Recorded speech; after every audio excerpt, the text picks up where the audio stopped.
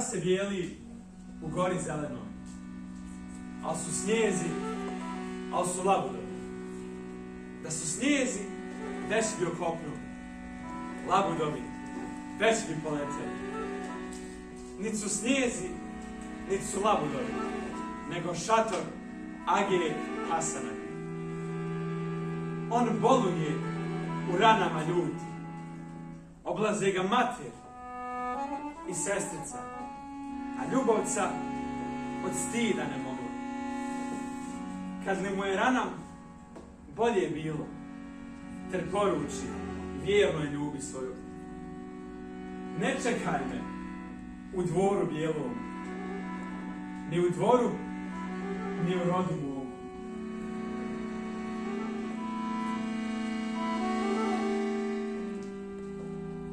Kad je stigla, ne pade pred njega, ne zaplaka, niti riječi reče, već na djecu pogled upravila, očima ih tiho dozivala.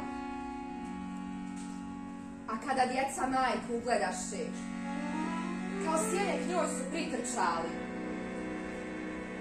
u zagrljaj nje se zavukoše. Radosni, bez avaza stali.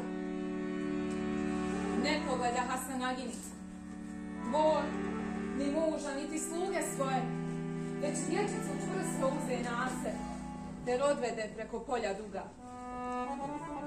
Hasanaga na čardaku sjedi. Ne ustade niti ruke pruži. Ne ustavi ni konje ni sluge. Ne imade ni suze ni riječi. Dok na drumu brat joj dovikuje, sestro mila, kućeš bez ognjišta, dječer s djecom po tuđem svijetu. Žena, majka, hrabro nastavila. Ter u hladu ostarjelih grana, gdje izvire studen voda živa. Žena majka djecu svoju diže, učeći im srca da je ljubav svila. Od tog dana, pričaju starine, u kućici ne bijaše suza, riječi kletih ni slomljena srca.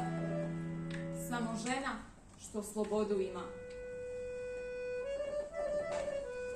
Hasanaga, bolan sav od grijeha, volju žene poštovati zna.